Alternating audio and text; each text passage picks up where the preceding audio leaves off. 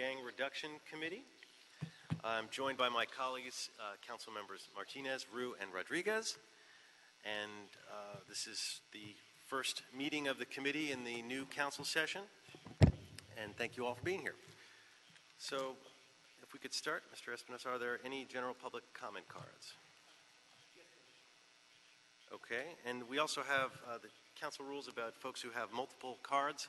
We will take those cards now, and if you've got multiple cards, you'll get 2 minutes to speak on all items and 1 minute for general public comment. So we'll start someone whose name I assume is Mr. Herman, called Puppet, or is that Wayne? Okay, Mr. Spindler, you've got your cards labeled as Puppet, but I'm going to assume that that's you, so go ahead and... It's about the pup. Please. All right, so go ahead, say, come on, congratulate him. So congratulations on your promotion to the chairman of this committee, because the silver-tongued cop, Joe Buscaino, is not qualified to be the chair. Now, moving on to number 1, GRYD zones. We're not aware. Oh, it's in CD3. So on your first day here, rookie, we'll go ahead and we'll consent to approve item number 1, because we want to start things off in a good tone with the new chair, don't we? Not really. Well, I'll do it anyway. Stay on the topic. Okay. Now we get to verbal report from the Bureau of Engineering relative to top priorities. The top priority is fix the fucking street on Burbank Boulevard off the 405 freeway. Every time we drive over it, we break our cars. Yes, we've been begging Nuri Martinez to fix it for well over a year, and she fails to comply. So now we'll ask the other soul sister, Monica Rodriguez, will you fix the street off the 405 and Burbank Boulevard? We need your help. You used to work here at Public Works before you got fired. Okay, now, number 5 is CD12, closing streets. No, we don't want to close streets. Open the streets. Open the roads. Make things work. Now we have number 7, categorical exemption of vacations. Fuck that. And then number 8, Los Angeles Code, mobile billboards suck shit. Thank you. Great. Thank you very much. Mr. Herman. You go ahead for your time. Thank you, dear. Now that we're on topic, to the GRYD zone, it's irrelevant. Item 2, relative feasibility, implementing a cost-sharing program for repairs. Well, there is no repairs. It's apparent. You drive over potholes on a daily basis. You go through alleys with potholes. Police officers have to chase thugs down in the alleys and ruin our police cars by throwing off the differential or breaking a suspension or driving their cop cars into cadet cars and getting into lots of trouble. Yeah, so we shouldn't have that type of action. And then when we go into item like this one here, feasibility of temporary closure of alleyways, once again, fix the fucking potholes. It's so simple. You know, I'm trying to avoid the profanities because I know it upsets a bunch of crybaby politicians don't like to be criticized under the Ralph M. Brown Act, 54954, parentheses C, but it is a subject of matter because the Brown Act provides me that so-called Herb Wesson tyrant publication. Mr. Chair, he's not speaking on any of the agenda items. Okay, and then now that I was rudely interrupted because I lost thought, since we're on so-called local traffic, if it wasn't for Bonin to, have a road diet, we wouldn't have these problems up there by the beaches. I didn't say bitches, but beaches, because I'm a frequent beacher, and I get fucking tired of fucking Bonin fucking up the programs on the welfare of all the people. So fuck you, Bonin. Go back in the closet and do your dope. Okay, thank you. We have 2 comment cards from Ms. Cindy Cleghorn. You can take your comments together now in the multiple comment, or since it's 2, you could do 1 for each when they come up. But why don't you come up now and... Thank you very much. Thank you, council members. My name is Cindy Cleghorn. I'm from Sunland Tahunga area. You may know me on the Neighborhood Council Congress and Plan Check NC. I'm here. I didn't hear the public comments part. I apologize, but I have some save the date cards for the Congress coming up on September 9th. So if I can leave those with you, I'd like to do so. With regards to the agenda items, item number 2, with regards to alleys, my business abuts an alley, and we welcome the opportunity to improve the alley. They are heavily walked to our local park, Little Landers Park, Bolton Hall Museum. So I'm anxious to hear more about the progress with your motion with regards to improvements of the alleys. On the other side of our commercial area of with the alleys, there's a lot of jaggedness, meaning that the owners of those properties have abutted out into the alleys. Maybe that is something that's going to be a part of this, because for me, there are easements that the city has in the alley way. With regards to item number 8, that's the signage on vehicles that goes throughout the community. I have some photographs to show you examples in our community where we have this happen.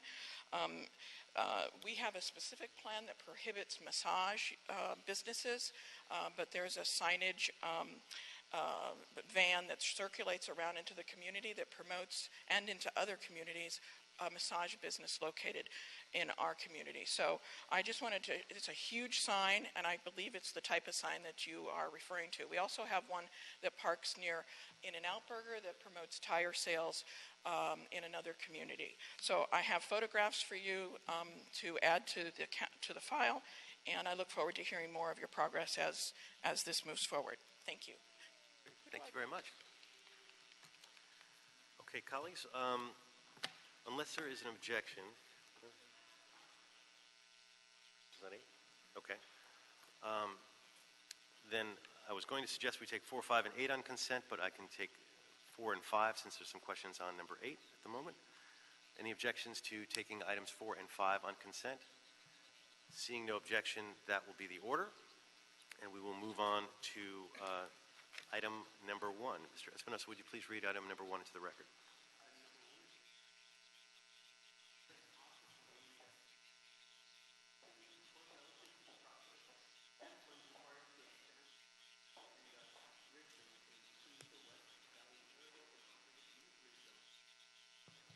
Great, thanks. This is an item we heard, last we heard this item was in April, and I want to thank my predecessor as chair of this committee, Councilmember Buscaino, for allowing me to sit in on this committee when that was heard. I also want to thank the police department, GRID, ACE, for working on this motion with my office. I was thrilled that we were able to increase the GRID zone by $50,000.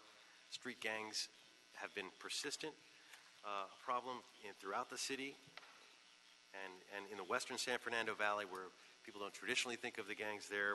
Did this study and found out there were quite a number of gangs in operation. In 2015, we had a significant number of increase in murders, with the majority of them being gang-related, and the city has pioneered these new efforts with GRID.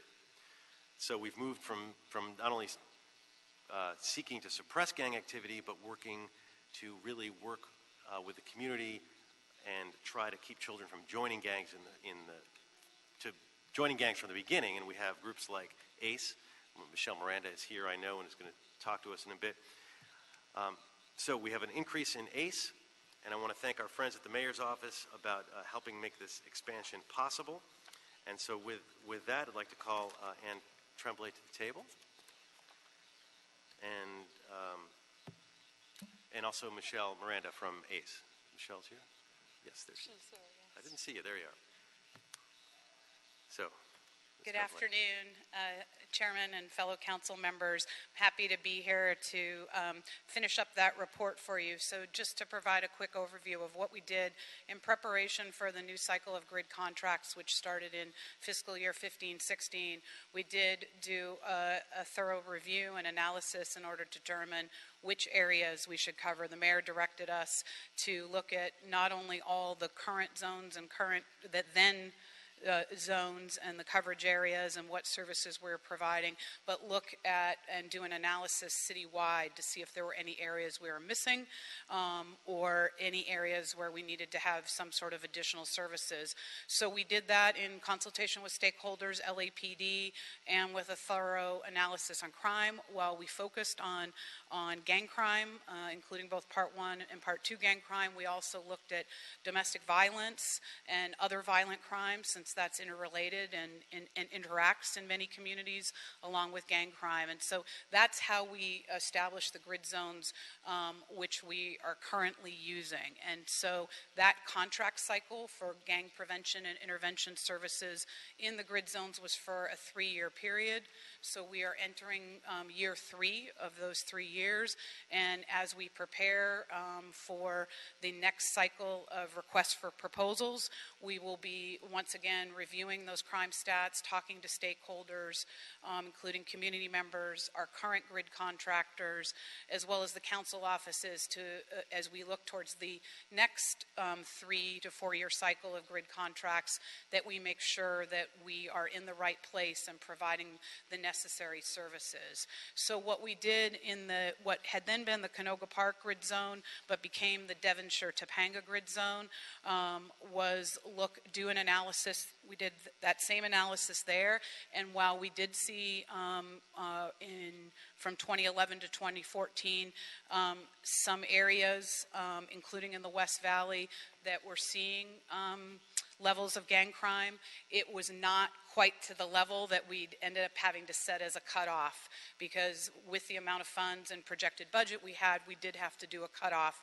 in preparation for that start of that cycle in 15-16.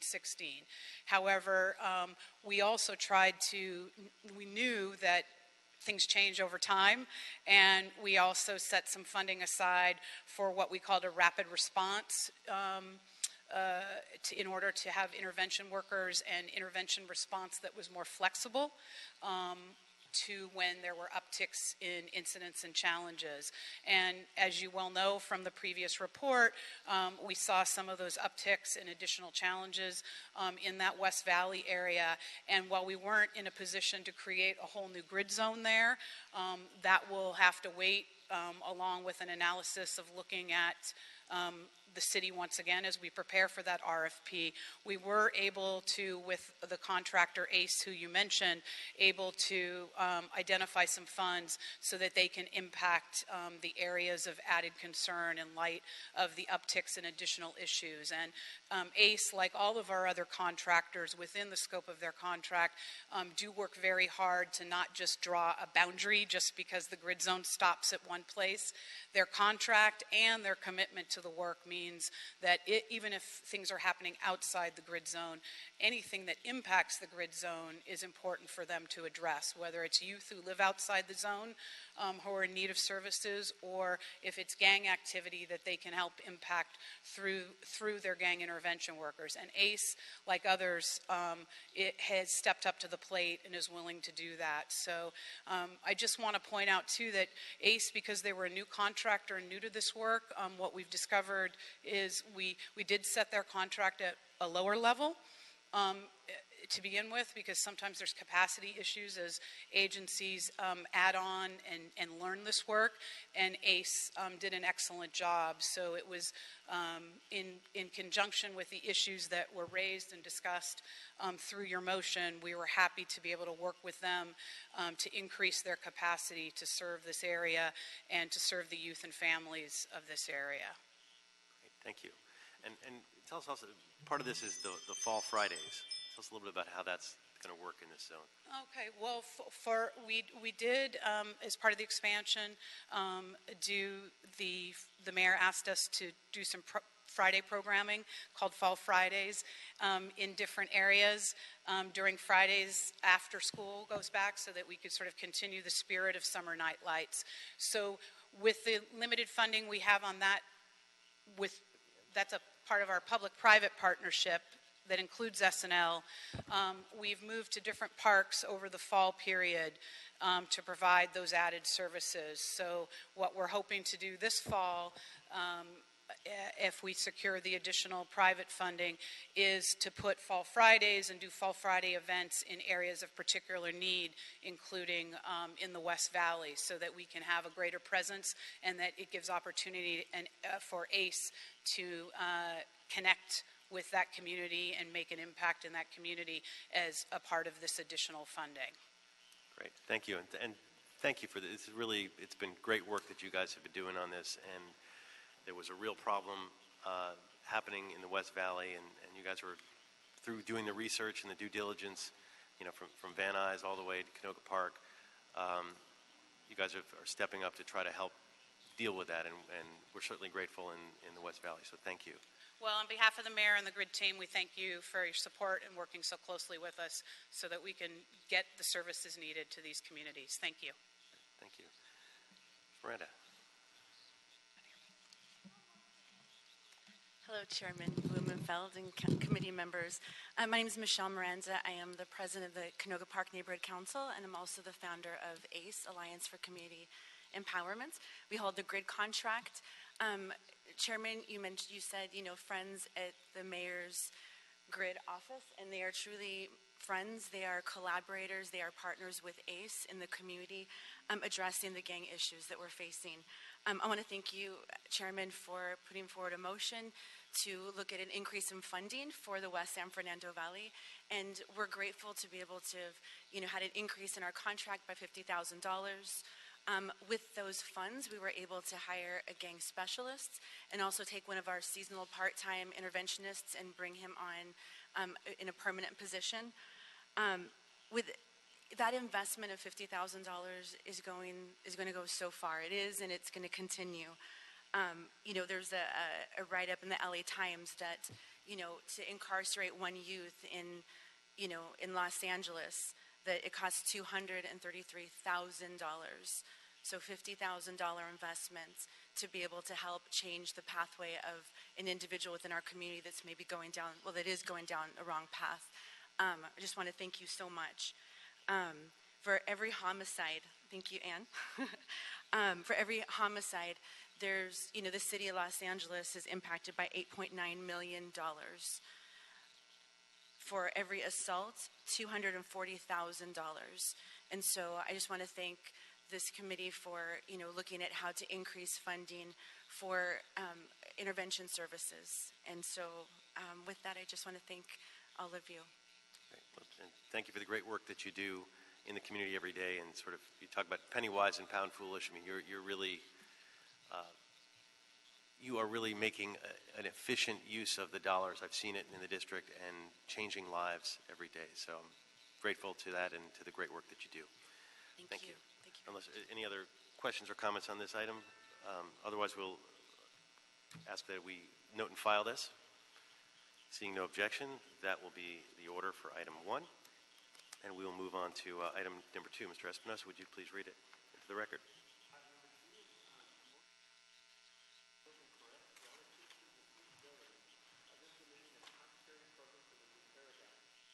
Great, thank you. We've heard from one person on this item already who had multiple cards. We have 2 other public speakers on this item. So if I could call up Ms. Marcela Escobar, followed by James Lee Walker.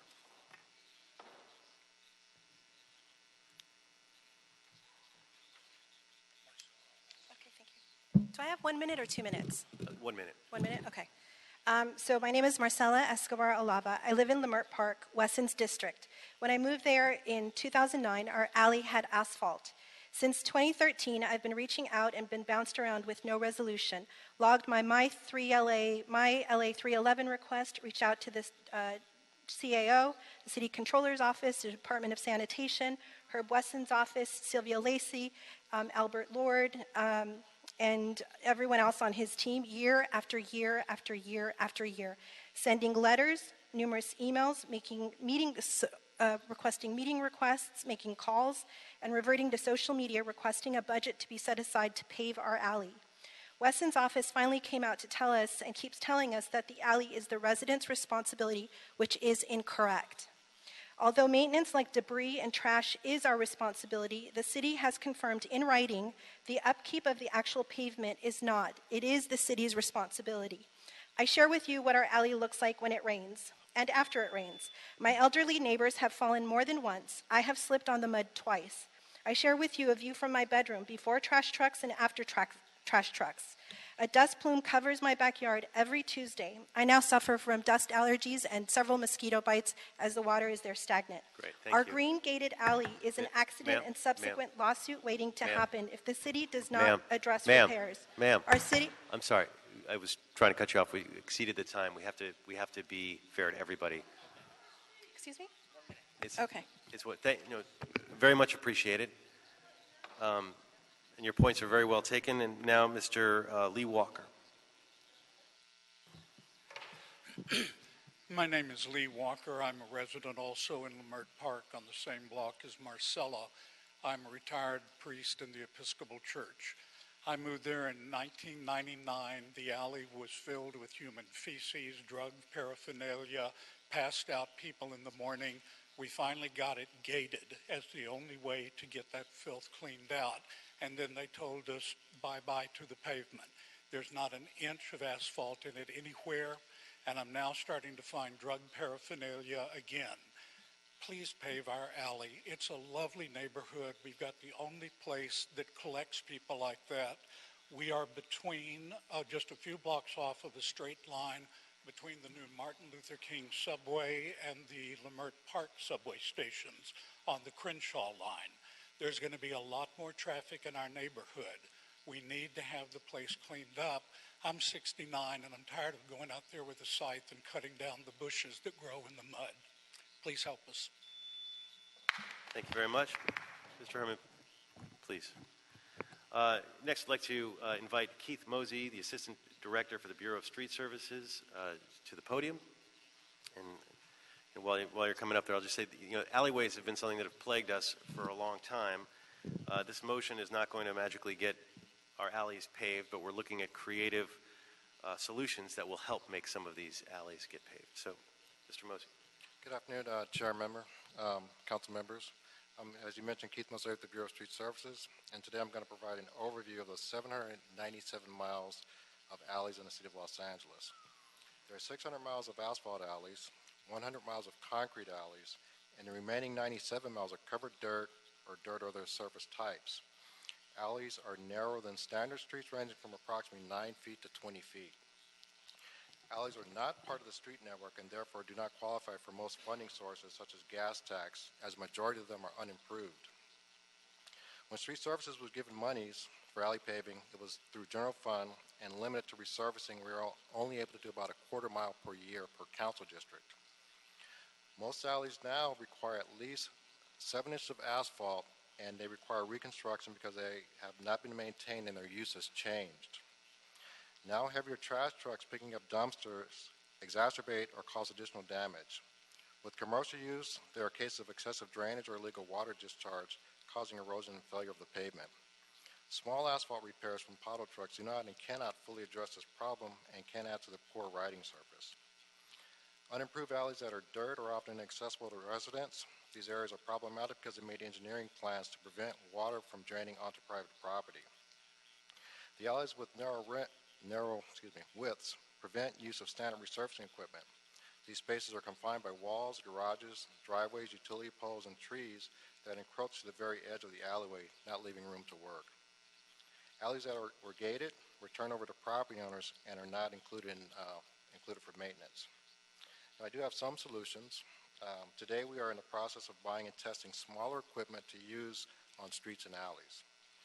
We're also testing alternate materials such as reclaimed asphalt pavements to place on dirt surfaces. We're also testing various recycled cold patch mixes for streets and alleys to be placed on any type surface.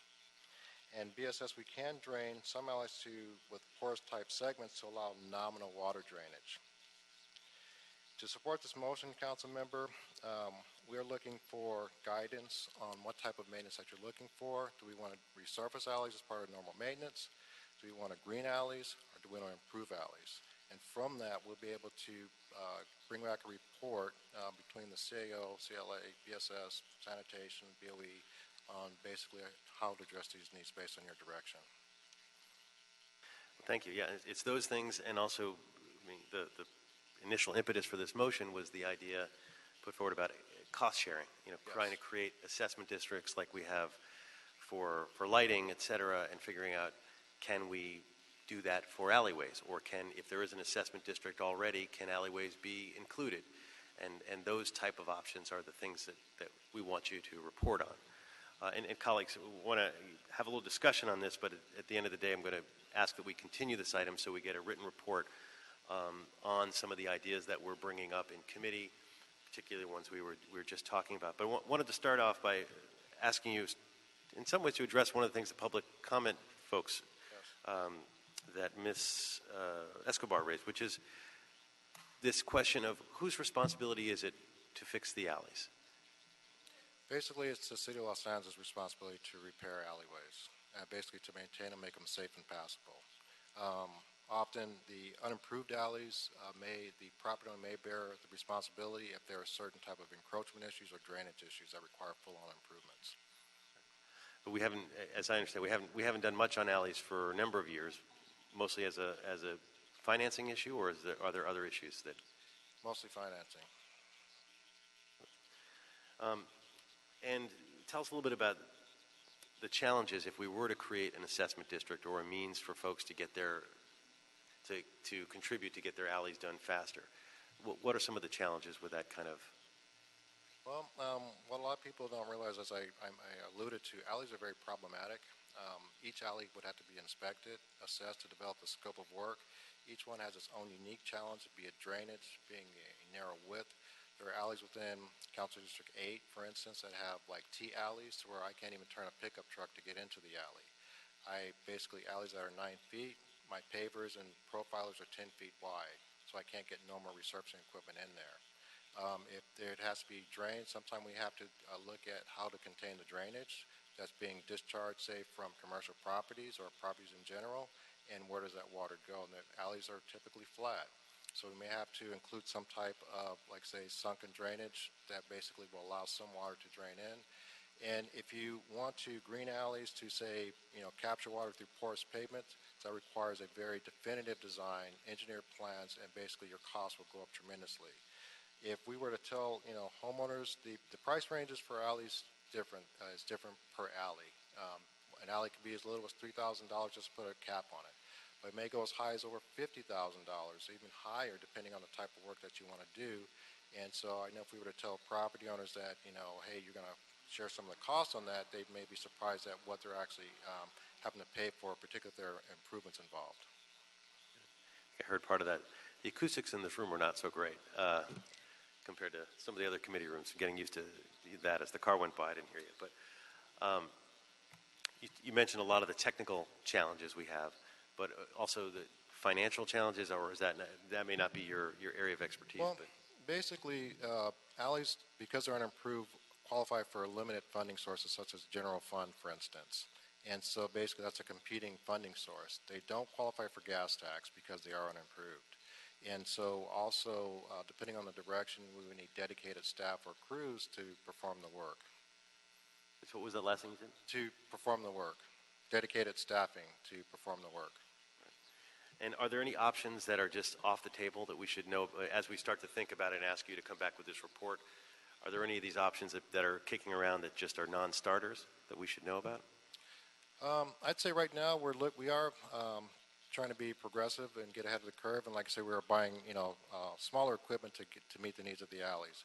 We're also testing alternative materials, reclaimed asphalt pavement taken straight from the street that we can put on these dirt surfaces, for instance, that will basically drain. And this reclaimed asphalt pavement is a very durable aggregate that will last a very long time.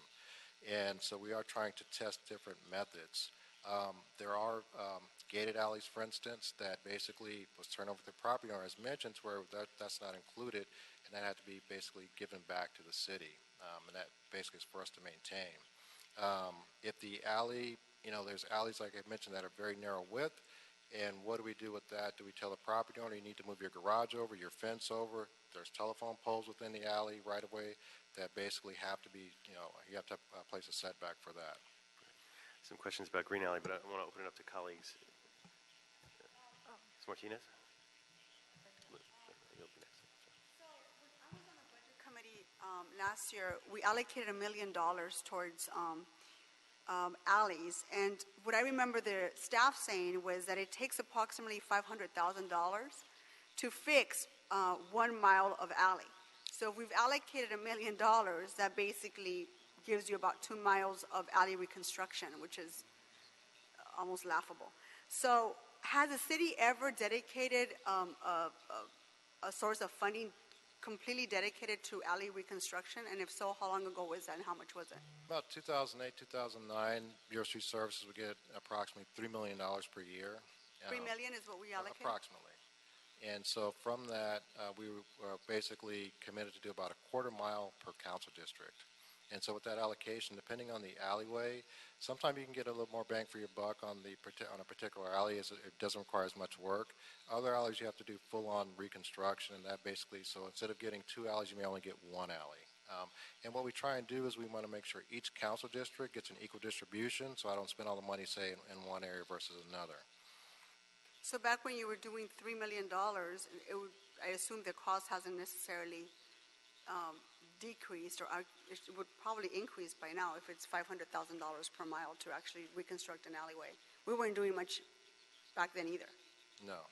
And so if you want to create a lighting district, similar to an assessment district, similar to a lighting district, would you use the same model as the lighting district? Or how would it be different? I'd have to defer to BOE mostly to speak on that, but I would imagine the model would be the same. Is there someone here from POE? No. It's an interesting model, and I know I've certainly benefited from lighting districts in my district. I just want to figure out what your model is going to be. Is it going to be similar, and if so, how?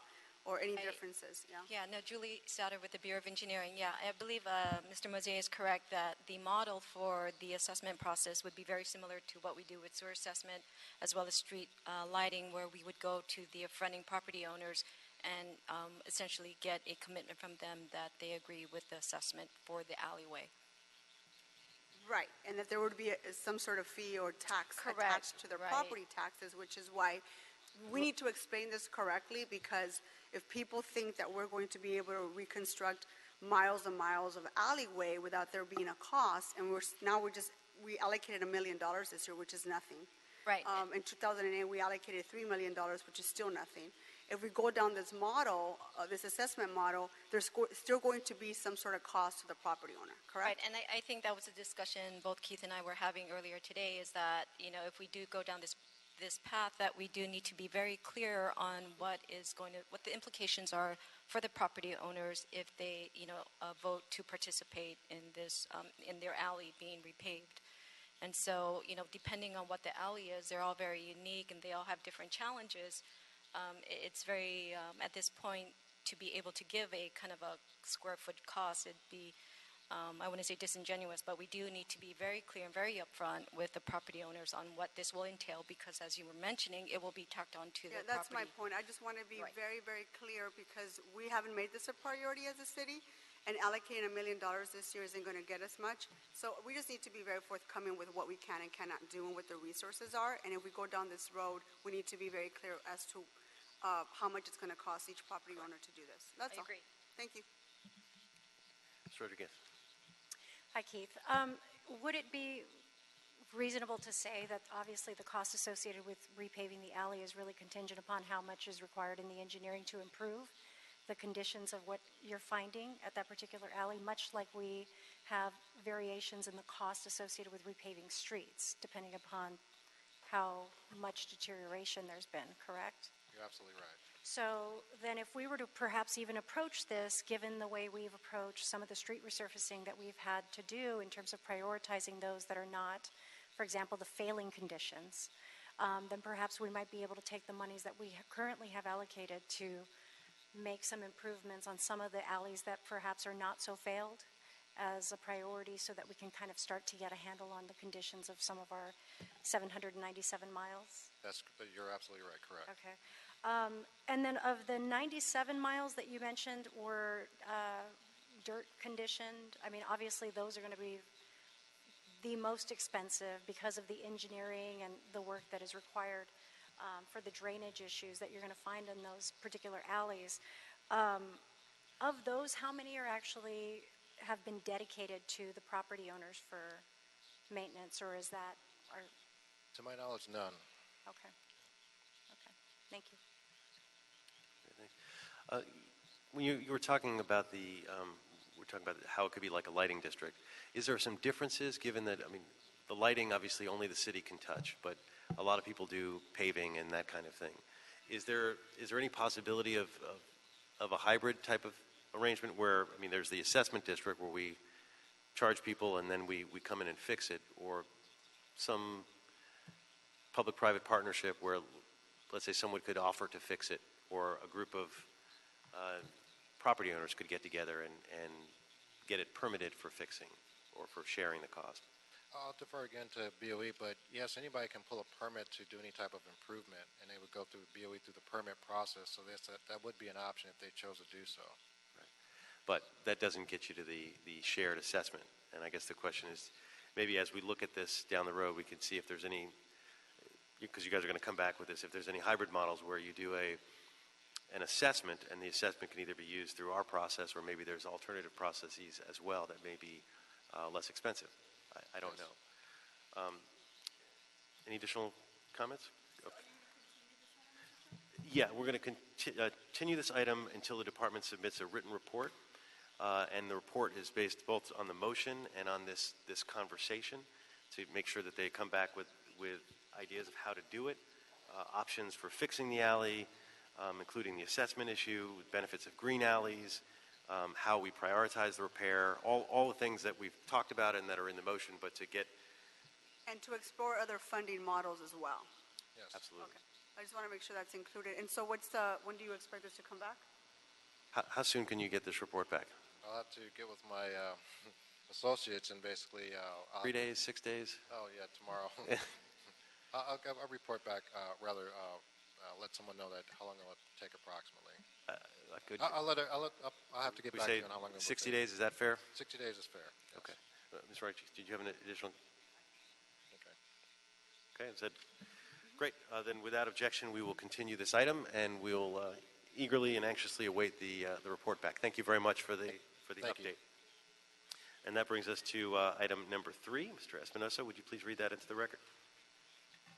Item number 3 is a verbal report from the Bureau of Engineering relative to the department's top priorities. Great. We'll invite Gary Lee Moore and Julie Saunter to the table. And just, colleagues, so you know what this is about, and on other committees that I've chaired, I always sometimes call it the top 10, but departments don't like to put numbers on things.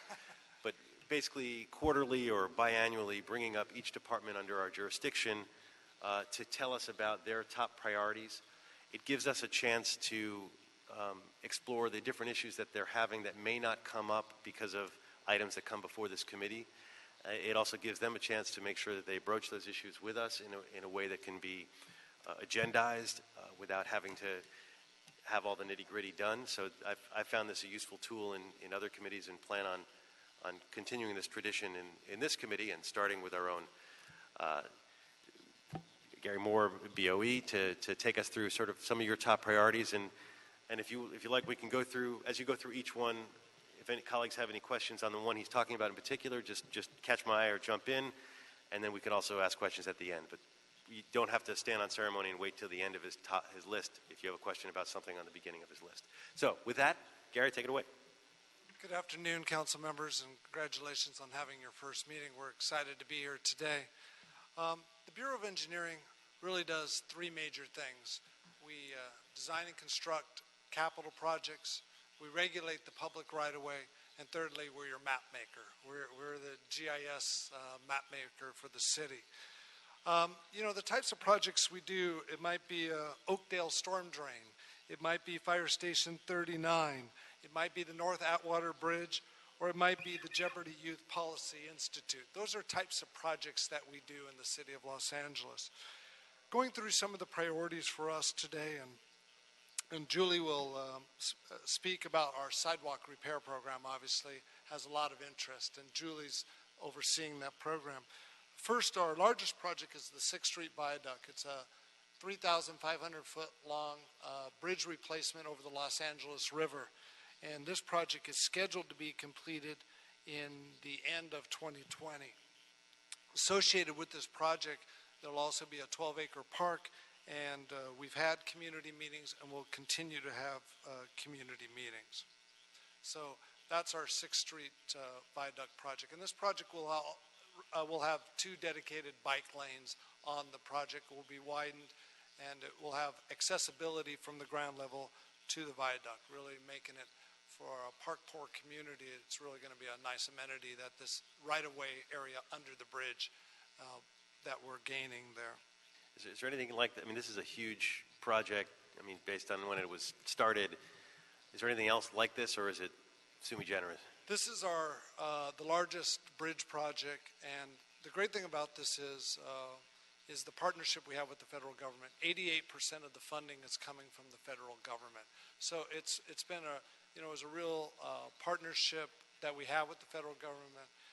We have a little bit over about 10% from the state, and with the city providing the other local match. So it's really a way to, it's leveraged our city funds. So it's an excellent example of the partnership that we have here in the city, always looking to leverage our local funds. The next project I'd like to talk about is the Los Angeles River and the projects associated along the Los Angeles River. Thank you again to the council and the mayor for the purchase of G2, $60 million investment in this over 40-acre parcel just outside of downtown. Right now, we're waiting, coming in here in just a few weeks will be the proposals to start to develop the scope for implementation and working with the State Department of Toxic Substances on the environmental review and how we're going to put this area to use with interim uses. So we're excited to see that move forward. And also, as part of this, we're going to have a public meeting tentatively scheduled for September 13th, where the public will get to see what the consultants are proposing and what's their initial thoughts. And we'll then go from there of actually selecting a consultant. So once again, it's very important. We've had great community input all up and down the river, and we want to continue to have our great community input. So it's so important what they want to see as we continue to move forward on projects along the river. I want to bring something up. Go ahead. So, Mr. Moore, there's 3 areas that I'm very, very concerned about. I just want to make sure that all communities along the river, particularly in the valley, are included in the decision-making process. Particularly, as we talk about protected bike lanes, I want to ensure that, for example, small businesses really, really care about their street parking. And there's certain communities that want to be able to protect that parking space, particularly small businesses. So I just want to make sure that we are in communication with those folks, especially those along the river bikeway. Outreach, as you know, is very important to me. As we continue to talk about this, I want to make sure that issues like lighting and the safety call boxes and maintenance along the bike paths are all being addressed as we're conducting outreach. And as much as we try to increase activity along the bikeways, we also need to ensure that we're not making the problem like homeless encampments get out of control. I mean, the Orange Line is a perfect example of that, where we didn't address it early on, and now you have 50, 100 people living along the Orange Line bike path. And I'm very concerned about those things, so I think that more we include people, especially those communities along the river bike path, that needs to be brought up. Great. I really appreciate your... And you know that I'm willing to help and have the difficult conversations, but if we don't engage people early on, people are going to fight you on this stuff because they know that there's a problem with homeless encampments along the bike path. That's great input, and we'll take you up on your offer because you're a great advocate for us, and your outreach in the community we very much value and appreciate that. And we've working on a feasibility study now. We'll get with your office and make sure that we've extended that outreach and make sure that we're meeting your expectations. Absolutely, we love community input. I'll just reinforce the point that my colleague is making in terms of the politics of the river. I'm a big advocate for the river, as you know, and I'm hearing in my district too, people who are getting scared to go on the bike paths, and as that happens, then we start losing our political support for the river, and the river is such an amazing opportunity to create this linear parkway and linear bikeway, and I can't wait till I can drive my bike from my district down to Griffith Park and down all the way, and communities and families can do that. But the politics is inextricably linked with keeping it safe and keeping the public support there. And I know we had a possibility of contracting with the MRCA, and that didn't happen in this year, but we expanded the HOPE teams. But it's not engineering, but it is definitely related. Separate question on G2. You mentioned DTSC. Have they told us yet how much the remediation is going to be? No, they have not. When we bought the property, it can be cleaned up to industrial, but we have greater plans to clean it up to recreational. And so we'll be working to develop that plan and then working with our Department of, the State Department of Toxic Substances Control, DTSC, on that details of that plan. So that's what we'll be doing here starting in about September, October, working on that plan with the DTSC. We've had some preliminary conversations with them, but they're very supportive of working with us. We look forward to working with them. That variable scares me a little bit in terms of what that's going to look like. And right. The sooner we nail that down, obviously we can't control them, but we can urge them. Yeah, no, they understand what an important project it is to all of us, and they've been willing to engage and have been engaging with us.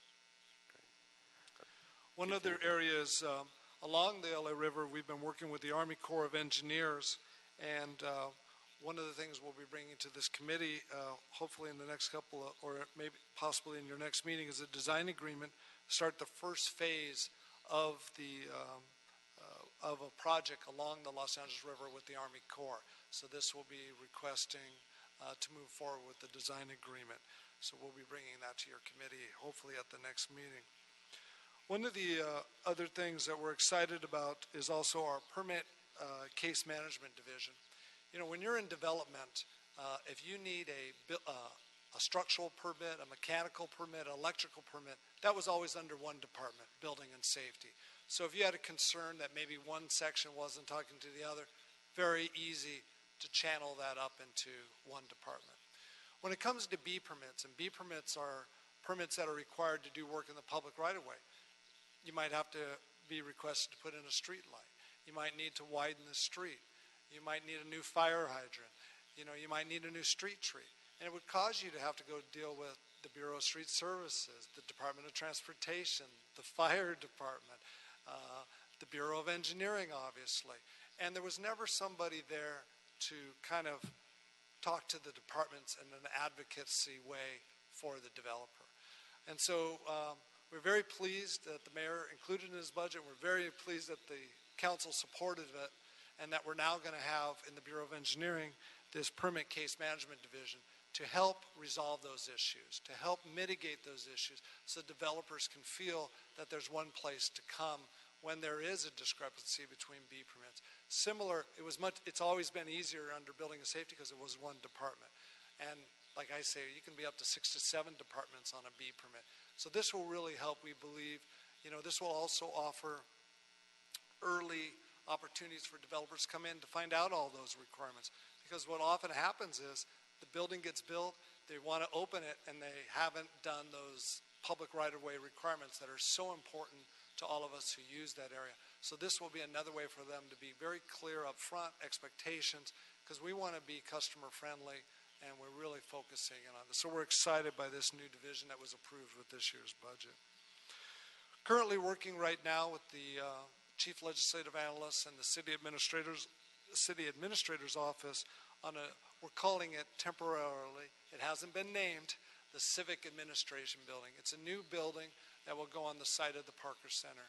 Your council approved going with the environmental impact report to move forward with the demolition of Parker Center, and we're now in the planning stages of bringing, and we'll be working with the CLA and CAO to bring back to this committee a report of how we're going to go forward, anticipating approximately a 750,000 square foot building. So that's all being worked on. Before I introduce Julie, the other thing that we're working on is continued succession planning, training, and of course diversity. Last year, we're very proud that we hired, of our new engineers, 45% were women, where in the schools, you're only seeing about 17%. And so my goal is to exceed that this year. We are now, and diversity has really been big, because your schools, we go to all the California schools and a little bit, maybe a little bit east, but basically the California schools. We've now partnered with personnel to really push the Skype interviews. Instead of traveling to Howard University or North Carolina A&T, set up those Skype interviews so that we can go to more universities, Prairie View, A&M. Where can we bring in diversity without having everybody travel? If only one or two people are interested, we then can set that up. So we're going to really push that this year to a different and higher level with the personnel department. It's something of a real passion to me personally. And it's just a wonderful situation we're seeing in our organization. Now I'd like to introduce our newest Deputy City Engineer, Julie Souter, who you heard a little bit on item number 2. She's got the sidewalk program is one of the programs under her, and I'll let her tell you the exciting things that are going on in the sidewalk program. Very exciting. Good afternoon, Julie Souter with the Bureau of Engineering. Here to give you an update on our sidewalk repair program. I'm sure all of you have heard a lot going on. This, as an overview, this is a $1.4 billion program that's going to be delivered over the next 30 years. And this is a result of the Willett settlement that has been, or was in negotiation for several years.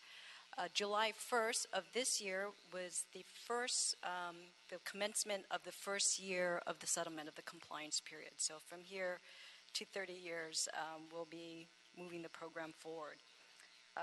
One of the big things that we've done recently is we released an EIR. As part of this program, the city committed to conducting an EIR. We released the Notice of Preparation and Initial Study on July 27th. There's a lot of interest in that aspect of our program. There will be 3 scoping meetings throughout the city of Los Angeles over the next month of August, and we're receiving comments through September 15th. For those that cannot make the scoping meetings, there is information on our website, LA City, or sidewalks.lacity.org, and there is a specific tab there for EIR to get any specific information on that, as well as hard copy documents in 35 locations over the city. One of the big things that you may have heard about is our rebate program. When we launched this program, Gary mentioned in December, we went out, and this was a way to encourage property owners to participate voluntarily in improving their sidewalks. So that was launched in December, and about 3 to 4 months into the program, we weren't seeing as much participation as we were hopeful for. And through that process, we issued a survey, and the number one response came back was that the offering the money was not enough to attract people to fully participate in the program. So yesterday, we launched what we're calling in our office is Rebate 2.0, where we're increasing the cap. Initially, it was a $2,000 cap for residential. We're increasing that to $10,000. For commercial properties, it was a $4,000 cap. Again, that's going to be $10,000. And the valuation, we know that this is approximately half of what it would take for the city to do the work. But we know that if you as a private owner would be able to get a contractor to perform the work within the offering and the cap that the city is now offering. And so that was launched yesterday. I have a quick Martinez, question. go Since you brought up the rebate, so how many people have applied for the rebate thus far? So thus far, we have over 1,200 people that have applied. 1,200? 1,200 people that have applied for the rebate. Uh-huh. And then again, and this is part of our learning process, is that very early on we weren't seeing people going through the entire process. We had a lot of interest, but to date we only had about 47 people that have actually gone through the entire process and actually got with got the a new- rebate. And the new caps you just referred to, that's effective August 1st, right? Correct. Pardon? The new caps that you just referred to, Yeah. that's as of August As 1st. first. That's when that goes into effect. Right. As of yesterday, the new cap goes into effect. Okay. And so that is our rebate program, and we're encouraged that more people seeing the more attractive cap, that they will get more participation in the rebate program. And that's, I'm sorry. The only other question I had was, what's the status of the commercial and residential repairs? Because I know the lawsuit still focuses on making sure that we are on the ADA improvements. Right, and so there's actually three areas that we break down the sidewalk repair program. One is the rebate, which I just spoke about, and the other is really kind of a key part is what we're calling access. And that is for those who are mobility disabled. We're calling that our access program, and if you are in the mobility class, you will go ahead and make a request through our sidewalk or My LA 311. It's very daunting. We do have a lot of pent-up demand for access requests. When we launched the website in December, we already had probably over 300 requests. We're getting over 100 requests a month, and this is strictly on access alone. And this is a very key component of the settlement compliance, is how quickly we can address the requests from the mobility class. And then the other part of it is, our city facilities. We, as a city owner, need to be responsible for our own city facilities. So that is another major component of our program, and we're moving forward along with that program as well. Or commercial and residential sidewalks. So we have, when you see just the commercial, so we have probably about 1,000 of the access. For just everything else, what we're calling reporter sidewalk, which your commercial and residential would fall into, our backlog, we probably have almost 19,000 requests from the last 2 years. The last that we checked is that we're getting over 750 requests a month on just your general constituents calling in that do not fall into the mobility disability class. So hopefully that answers your question. Yeah, and so again, it's being forthcoming with the information so that, again, our residents don't expect for the residential and commercial sidewalks to get ahead of the line because the lawsuit is based on ADA improvements. So again, it's just reinforcing to make sure that we're just being honest and forthcoming with the information so that people understand what our priorities are and what needs to get done first. Right. You're absolutely correct. And to answer your question, in the settlement, there is a very prescribed priority on how we address these requests. If you're in the, even within the disabled and all of the other requests, are we in a transportation corridor? That's one of the main criteria that we need to look at as a priority. Are you adjacent to a place of business? So we do have, again, within the framework of the settlement, there is a very prescribed procedure or priority that we have to follow.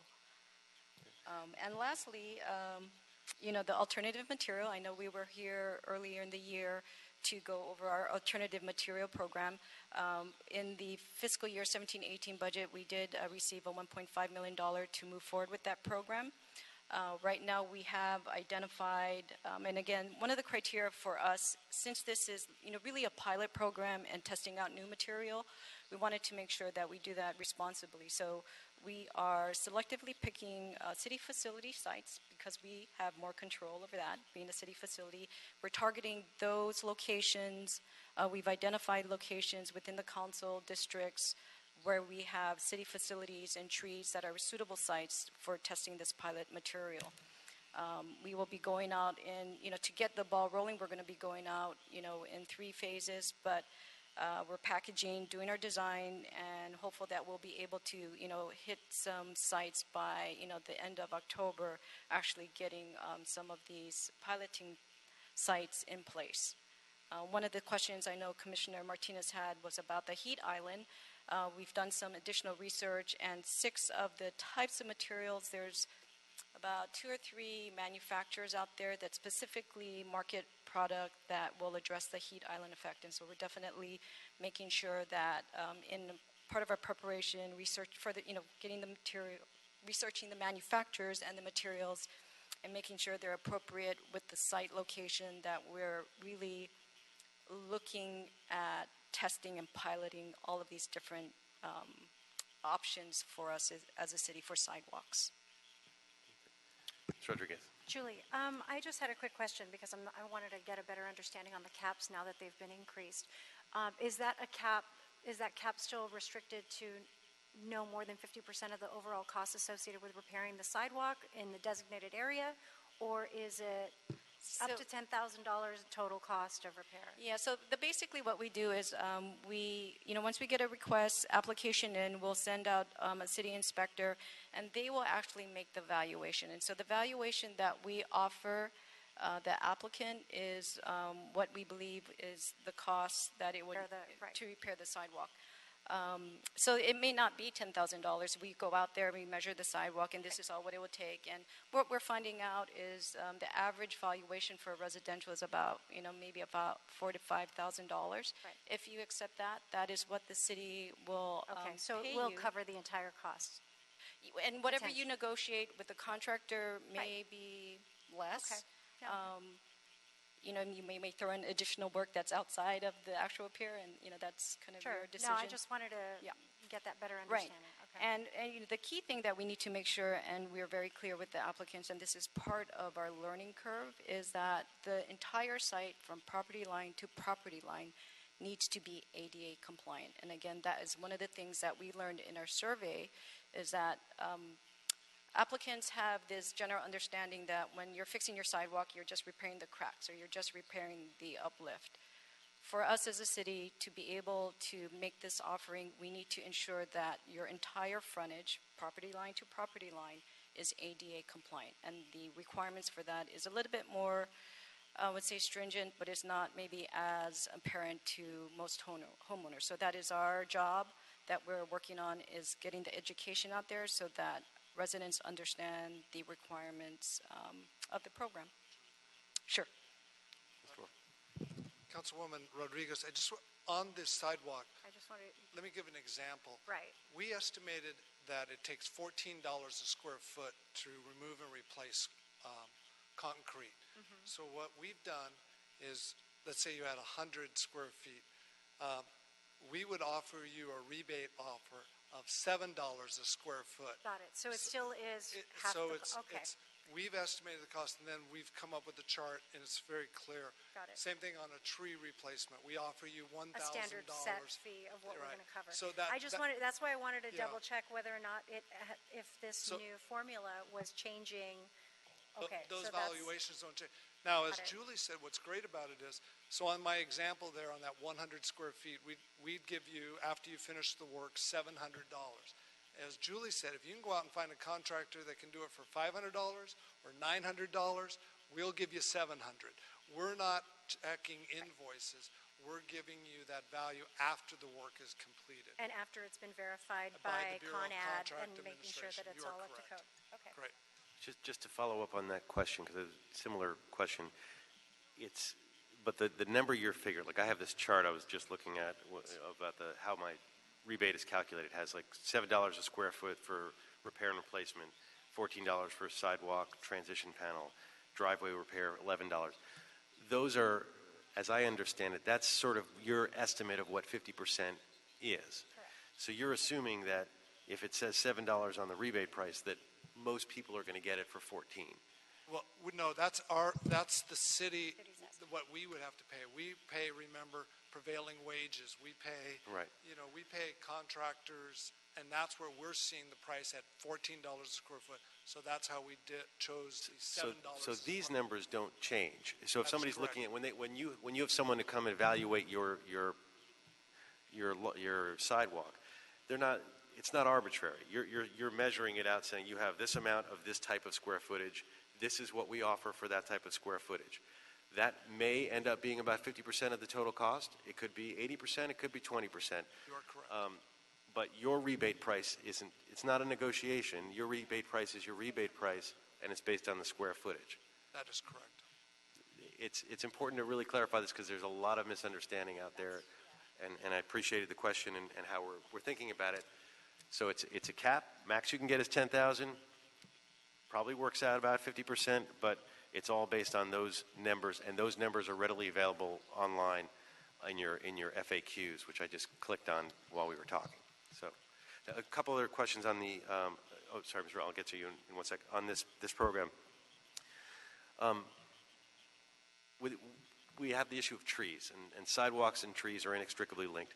Would it save us in the long run to plant mature trees rather than saplings? Would that cost us money in terms of both the planting, the root damage, but also the heat island effect? Is that something that you guys have been thinking about? No. Yeah, this is, in working with the Bureau of Street Services, this is, what the recommendation is as far as, survivability. I think that's the main justification with going with a younger sapling, trying to go in with a bigger box, trees. Again, it's more of a best practice as far as survivability of what we're replacing the trees, how we're replacing the trees. Great. I liked what you were talking about in terms of the alternative materials, and had a motion. I'm really eager to see that happen as soon as possible. I was also intrigued by what you're saying about the alternative coatings. Like we have the cool streets in LA that we're demonstrating now with I call it sunscreen on the street. Are you referring to that kind of thing, like a coating on the sidewalk, or is it literally just the different types of materials and the heat index that they and basically in our conversation with some of the manufacturers, what we can glean is that it's just an extension of their product line that they're offering. Typically, from what we can tell, is that, say, for example, if it's a rubberized product that we're looking at, they just offer it in lighter colors. And so that is, the general information is that by going with a lighter rubberized alternative material, that would help with the heat island effect. Well, great. Well, and I guess that's an opportunity for all the entrepreneurs out there. We're seeing the materials being offered on the streets. It'd be nice to see materials offered on the sidewalks as well. Right. And yes, and there are manufacturers, and they are coming out with product lines that are actually marketing and targeting that exact benefit. And the fact that you guys are tracking that the heat impact as one of the metrics for the sidewalk is also it's great, and I commend that, and it's important. Mr. Rue, you had a question. Yes, thank you, Mr. Chair.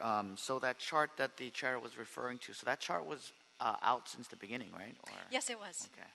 Yeah, so maybe we should market it that way. I think it's very important. Instead of saying we cover 50%, we should just say we cover $7, or. Right. Yeah. And that's the offering that we use is strictly off that square footage and that dollar per square foot or dollar per unit. And you were saying on average, each street repair sidewalk repair that you saw was about $4,500 to $5,000? Yeah, so what we do is, we take a look at all of the applicants that come in, and after our contract administration goes out and does a quantity takeoff, what we're finding is for residential, the median is $4,700. 37. Yeah, 4,700 is the median. And let's see, for commercial, it's a little higher. It's like 5,900 for commercial. Okay. And that's a median valuation. And you said for residential, you had about 1,200 applicants with 47 actually going through the entire process? Yeah, about 1,200 applicants, and 47 have actually gone through the entire process. So, so what projections do you guys have? Because obviously if the average is about 3,700, 2,000 is more than enough to cover 50%, but if it goes up to 10,000, do you expect a increase in the number, or? We're hopeful that we are going to get a really good interest in this. So, probably be in the 200 to 300 applicant range for our current budget that we would be able to. Because there's two ways to do it. You could increase the percentage, or you could increase. Because if at 3,700, whether we increase the ceiling, it doesn't really matter. The increase, yeah, it doesn't increase the ceiling if, our average is coming at 47. Right. Correct. Yeah. So, well, we'll see the numbers, because the other way is, I guess, increase the percentage, right? I mean, or give $8 instead of 7, or $9. The other thing is 1,200 applicants for the residential, and you said for the access, you threw out a whole bunch of numbers. 7,000. Well, so different things. So the 1,200 is just for the overall rebate program. Rebate program. Yeah, just the overall rebate program. And for the access improvement, and again, those are targeted for our mobility disabled class. I believe right now we have over 900 requests that we have just for the accessibility. Accessibility. And then where are we at on that? To date, I believe it's about 80 that we've completed thus far. So what's the projection on the completion? I mean, are we overloaded? I mean, Yeah, that again, the work for our accessibility program, again for our disabled, that work is being performed by our Bureau of Street Services, and a lot of it is just being able to get they have as many crews as they have working out on the site, and we repair anywhere from maybe 5 to 10 sites a month. And again, the limiting factor there is just availability of crews that we have that can go out to perform the work. So those are the three categories: residential, commercial, and then accessibility issues. Right? Yeah, so it's not residential and commercial; it's rebate. Rebate and rebate is outside contractor, so that's not we don't do the work. So rebate is just if it doesn't matter if you're commercial or residential. It's just a rebate. Is a voluntary program. Then we have our accessibility or access, and those are for those who are in the mobility disability.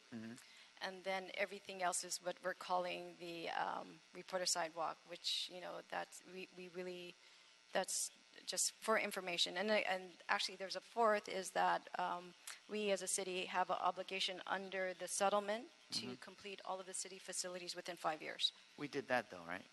Or we're in the process. We're still in the process. We're still in the process. We have 5 years to complete all of our city facilities. So the third category, repair sidewalks overall, is that city done? Who does those sidewalks, city or outside contractors? Right now, we really have not been able to proactively address the reporter sidewalk. All of our resources right now is for the access and for our city facilities. Okay. Because one of the other concerns I have is, we also had the council office priority request too, right? Which was kind of stopped because you guys don't have the capacity. I mean, we should definitely increase the rebate program, and it's just admin cost on our part. But anything we can do to increase the accessibility program and possibly restart the council office priority, because a lot of it cross-fertilizes. And I know it's a matter of staffing issue, but any suggestions on that? Again, and one of the things that we are looking at is we are following and using our settlement agreement to determine the priority of the program. There's a lot of requirements that we have to meet, a lot of the prescribed priorities on how we address what gets done first, and that is, dictated by the settlement agreement, as well as some of the direction that we received from the council office, previous council direction. Okay. So it's faster for someone to go to the rebate program. Right, and that's what we're really encouraging, is that is a really great way for people who are not part of the mobility class to actually get their sidewalk done faster. What if a resident is willing to put money up first to pay for it, but it's a disability accessibility case? I guess that's a decision that they would really need to make, as if they want to do a volunteer and right. No, but under the current system, they could only get $7 per square feet. But if they wait for the city to do it, it will be completely free. Correct. Right. But any way they could pay first, get it done, and get the city to reimburse more than $7?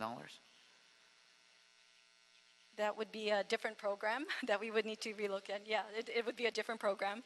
Yeah. Is that a program we could possibly look into as well? Because, I mean, we have the rebate money just sitting there, right? It'll help us get the accessibility issues done faster. I mean, that's something that we would. We'll talk. Yeah. Offline. Okay, great. Well, this is a discussion item only to get through the top, not top 10, but your top priorities. So thank you both very much. It's very informative, and I hope this is a useful tool for you guys as we go through the year. Thank you. We'll move on now. Item 8, I understand, can be taken on consent now without objection. So that'll be the order.